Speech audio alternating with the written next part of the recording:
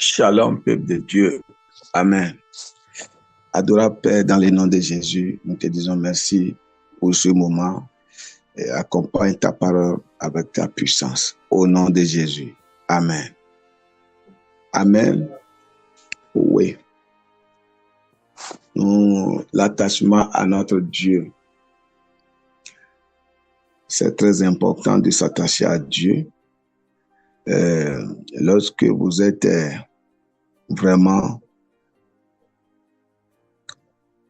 unis en lui, attachés à lui, tel qu'il a demandé, Dieu pourvoit à tous nos besoins et nous sommes toujours dans la joie. Amen. Nous allons lire quelque chose dans le livre de Jean. Le livre de Jean, chapitre 15. Le livre de Jean, chapitre 15, du verset 4.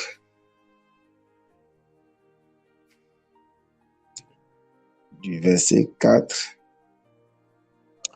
au 10e verset. C'est un peu long. Du verset 4. Le livre de Jean, chapitre 15. Jean, chapitre 15, du 4 au 10e verset. Regardez la pensée de Dieu ainsi, bien-aimé dans le Seigneur. Ici, il dit, demeurez en moi et je demeurerai en vous.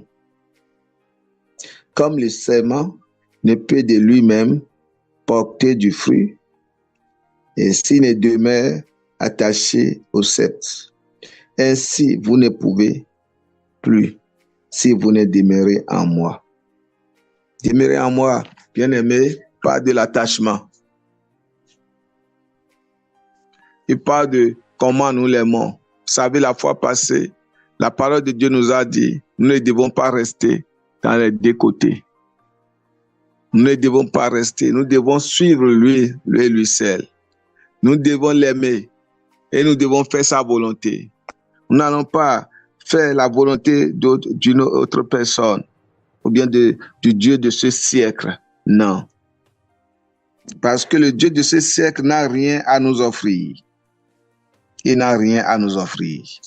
Tout ce que le Dieu de ce siècle va t'offrir, c'est la destruction, la mort subite, la maladie, l'échec répété, etc. Mais malheureusement, certaines personnes sont vraiment aveugles et ils pensent que c'est là où se trouve la solution, la solution de leurs problèmes, de leurs difficultés. Bien-aimé, non. C'est pourquoi Jean nous parle ici, dit, Jésus nous dit ici, demeurez en moi et je demeurerai en vous. Comment demeurer en lui, bien-aimé? Toujours dans la parole de Dieu. Prends ce qu'il a dit. Commencez pas à mettre en application ce qu'il a dit. Commencez pas à exercer ce qu'il a dit. Ne doute pas de sa parole. Et lorsque vous ne doutez pas de sa parole, vous verrez toujours la grâce de Dieu, le bonheur de Dieu. Amen. Le verset 5 dit, je suis le 7, vous êtes les seulement. Celui qui demeure en moi et en qui je demeure porte beaucoup de fruits. Porte beaucoup de fruits. Bien-aimé, revois encore le verset 5 dit, je suis le 7, vous êtes les seulement. Celui qui demeure en moi et en qui je demeure porte beaucoup de fruits. Mais si en réalité, bien-aimé, il est en toi, tu vas porter beaucoup de fruits. Quand on parle de fruits, d'abord des fruits sur le plan spirituel. C'est d'abord ça. Si spirituellement, tu ne portes pas du fruit, bien-aimé, physiquement, il n'aura rien. Parce que l'esprit contrôle tout ce que nous voyons sur la terre.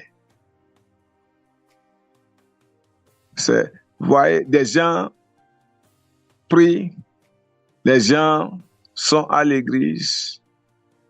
À des moments donnés, ils n'ont pas la conviction de la parole de Dieu. Ils n'ont pas la conviction, la foi sur les prières qu'ils adressent à Dieu. Et ils sont là, bien-aimés. Et ça fait que le vœu de leur cœur, les larmes ne quittent pas, les difficultés sont toujours là. Mais ce qui ne doit pas être, si nous sommes enfants de Dieu, Dieu lui-même, il a promis dans sa parole, dans Jean 14, dans Exode 14, versets 14 et 15, il a promis que lui-même, il fait le combat pour nous. Il dit, il combattra le combat, il fait le combat pour nous. Il fait le combat pour nous. Là, je parle de Exode, chapitre 14, versets 14 et 15. Notre attachement à lui, c'est ça. Et, vous savez, il a dit aussi aux Israélites d'avancer, de ne pas s'arrêter. Pourquoi? Parce que derrière, il y a Pharaon et ses chars. Dans les deux côtés, il y a des montagnes. Et devant, il y a quoi? La mer Rouge, l'eau. Ils ne savent pas nager. Qu'est-ce qui va se passer? Comment ils vont s'en sortir? Seul l'attachement à Dieu, la foi en Dieu, la conviction sur son Seigneur, qui va te faire traverser certaines difficultés, qui va te faire surmonter sur certaines choses. Mais bien-aimé, et si tu n'as pas, t'es pas enseigné à toi-même de faire confiance en Dieu, si tu n'es pas enseigné à toi-même de savoir que c'est lui le suprême, comment cela va se passer? Et c'est pourquoi beaucoup de personnes disent chrétiens, mais ils vivent dans l'échec répété. Juste parce que quand nous revenons dans Jean chapitre 15, verset 5 en question, ils se disent, je demeure en Dieu, mais en réalité, ils ne demeurent pas en lui. Ils ne mettent pas la parole de Dieu en pratique. Parce que la parole de Dieu, bien-aimé, c'est la semence. C'est notre nourriture spirituelle. C'est celle-là qui nous fabrique, qui nous fait de qui nous sommes. Le verset 6 maintenant de Jean chapitre 15, toujours, il dit, si quelqu'un ne demeure pas en moi, vous voyez les conditions, si quelqu'un ne demeure pas en moi, il est jeté dehors comme le sément et il sèche, puis on le ramasse. Puis on ramasse les séments et on les jette au feu et ils brûlent. Le verset 7 maintenant dit, si vous demeurez en moi et que mes paroles demeurent en vous, demandez ce que vous voudrez et cela vous sera accordé. Voyez, Dieu, tout ce qu'il veut à ses enfants, c'est que nous soyons vraiment attachés à lui. Et il répète ça. Il dit, le verset 7 dit, si vous demeurez en moi, vous aussi vous êtes attachés à moi, et que mes paroles demeurent, il dit, mes paroles demeurent en vous, demandez ce que vous voudrez. Bien-aimé, demandez ce que vous voudrez, bien sûr, mais dans la volonté de Dieu. Demandez selon la volonté de Dieu. Voyez-vous? Demandez ce que vous voudrez et cela vous serait accordé. Ce n'est pas moi qui parle, c'est la parole de Dieu. Oui, tu as problème de logement, tu as problème de santé, tu as problème de travail, tu as problème de foyer, tu as difficulté un peu partout. Bien-aimé, la solution, c'est la parole de Dieu. La solution, c'est Dieu. La solution, ce n'est pas aller voir les marabouts. La solution, ce n'est pas aller voir quelqu'un qui va t'emprunter de l'argent. La solution, ce n'est pas même d'aller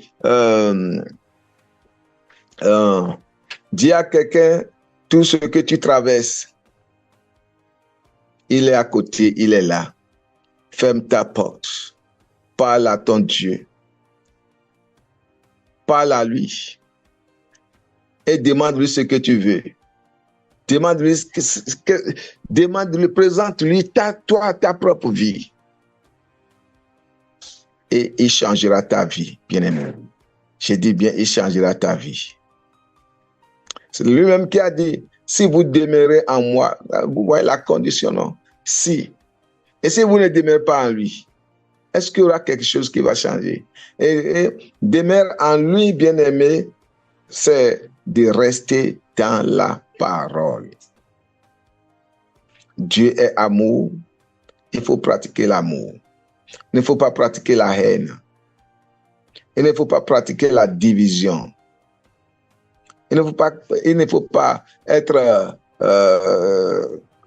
des hommes. Il ne faut pas être un homme animal. La Bible parle d'un homme animal. Un homme animal, c'est celui-là qui ne met pas Dieu devant, celui-là qui ne fait pas la volonté de Dieu, celui-là qui fait lui sa propre volonté. Et il se voit au-dessus de tout le monde. Et il est sage en lui-même. C'est qu'en lui-même se voit sage plus que les autres. Il minimise d'autres personnes. Il ne donne pas de valeur à quelqu'un. Ce qui est malheureux. Et il se dit enfant de Dieu. Non, bien-aimé. Non. Non. Vous savez, Jésus nous a dit la fois passée, toujours dans le seul message, il dit, je suis nu, j'ai faim, en prison, j'ai ci, j'ai ça. Mais vous n'avez pas soucié. Vous n'êtes pas venu me donner à manger. Vous n'êtes pas venu me soigner. Vous n'êtes pas venu à mon aide. Vous voyez, il parle de l'amour. Quand vous êtes attaché, Dieu est amour. Quand vous êtes attaché à Dieu, Dieu est amour. Vous devez manifester cet amour. Les disciples lui ont demandé, quand? Nous t'avions vu. Quand? Nous t'avions, quand tu es en prison. Quand? Il dit, mais lorsque vous faites ça à l'un de ces petits, quand il parle de l'un de ces petits, il parle de tes frères, de tes collègues, du service, de tes frères, du quartier, qui est en difficulté, qui est hospitalisé. Même 1000 francs peut soulager. Je dis même 1000 francs peut faire quelque chose. Quelqu'un peut mourir à cause de 500 francs de paracétamol. Mais toi, tu veux amasser, Dieu donne-moi, Dieu donne-moi, Dieu donne-moi, Dieu donne-moi, jusqu'au moment où ton nom est devenu Dieu donné. Et toi, tu ne veux rien faire. Tu ne veux pas manifester cet amour-là que Dieu a manifesté envers toi, à quelqu'un. c'est grave. Ces gens d'attachement, non. Vous savez, nous, avec Dieu, nous sommes en partenariat avec Dieu. Et en partenariat, vous avez votre rôle que vous jouez vis-à-vis de votre partenaire. Si vous faites commerce ensemble, l'autre partie ne doit pas tout faire. Il apporte peut-être 70% ou moitié et vous vous apportez aussi le vôtre. Et c'est dans ce système et c'est comme ça notre Dieu il fonctionne. Et c'est pourquoi il nous a laissé sa parole. Et toute personne qui écoute la parole de Dieu et qui agit ainsi est bénie. Amen, est béni. Jésus, toujours sur le verset 7, il dit, si vous demeurez en moi et que mes paroles demeurent en vous, demandez ce que vous voudrez et cela vous sera accordé. Le verset 8, si vous portez beaucoup de fruits, c'est ainsi que mon Père sera glorifié et que vous serez mes disciples. Donc, vous portez du fruit, si vous portez beaucoup de fruits. Donc, Dieu espère, Dieu veut que, frère, ma soeur, que tu portes beaucoup de fruits. Dans toutes les dimensions, que tu portes beaucoup de fruits. Il dit que c'est ainsi que mon Père serait glorifié et que vous serez mes disciples. Les disciples, c'est celui qui met ses pas sur le pas de son maître. Et pour porter du fruit, il faut la parole en soi. Comme le Père m'a envoyé, je vous ai aussi. Comme le Père m'a... Excusez-moi pour la lecture. Là, sur le verset 9 de Jean, chapitre 15. Il dit, comme le Père m'a aimé, je vous ai aussi aimé. Demeurez dans mon amour. Demeurez dans mon amour. Demeurez dans mon amour. Le verset 10. Si vous gardez mes commandements et vous demeurez dans mon amour, de même, j'ai gardé les commandements de mon Père et que je demeure dans son amour. Donc Jésus nous montre ce qu'il a fait, comment il a fait avec son Père. Son exemple. Jésus nous... Son exemple. Avec le Père. Donc lui-même est un enfant obéissant qui obéit ses parents, qui a obéi son Père céleste et fait sa volonté. C'est pourquoi il nous dit de même sur le même pas, de faire les mêmes choses que lui, il a fait, d'avoir le même esprit. Et là, nous allons gagner, d'avoir le même esprit. C'est très important. Amen. Nous allons regarder quelque chose rapidement dans le livre de 1er Roi, chapitre 17.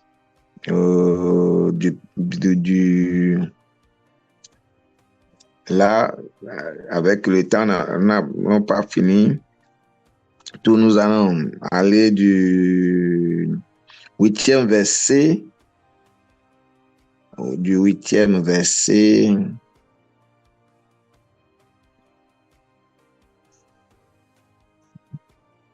au 15e verset. Amen. Du 8e verset au 15e verset. Ou bien je vais le lire rapidement. Amen. Alors, la parole de l'Éternel fut adressée en ces mots. Lève-toi, va à Serepta, qui appartient à Sidon, et demeure là.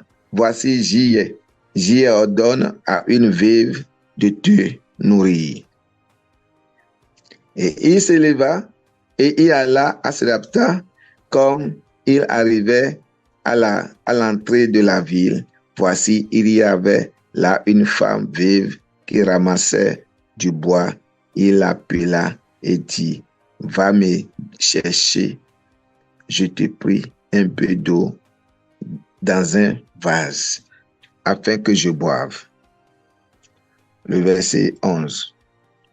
Et elle alla en chercher, et il l'appela de nouveau et dit, apporte-moi, je te prie, un morceau de pain dans ta main.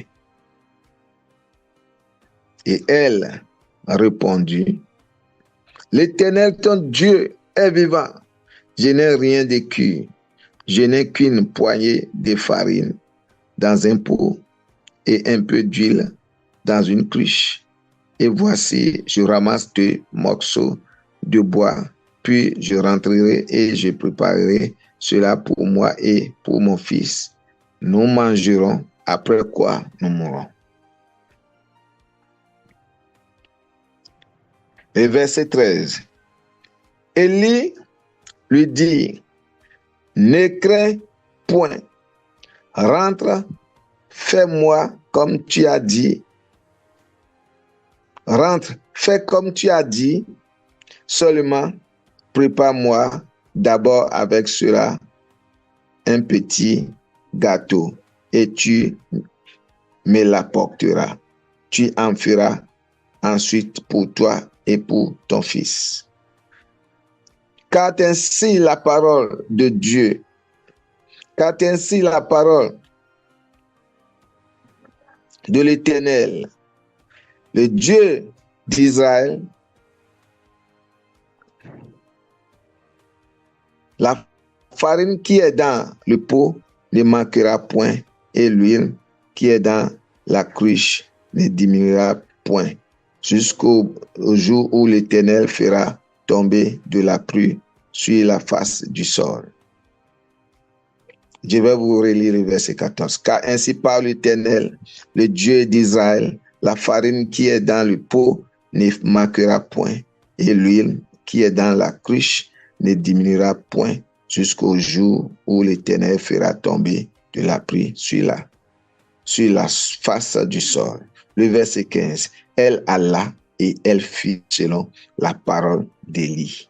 Et pendant longtemps, elle eut de quoi manger et sa famille aussi. Et sa famille aussi bien qu'Élie. Amen.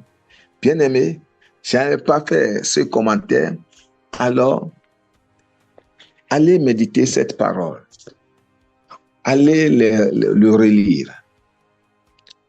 Ce que je viens de lire, allez le relire. Dans 1 Roi chapitre 17, verset 8 à 15, allez visiter cette parole. Le Saint-Esprit va vous parler et vous serez bénis. Pour cela, je vais m'arrêter ici pour que si quelqu'un a aussi quelque chose à ajouter, il va ajouter. Que Dieu vous bénisse et à la prochaine.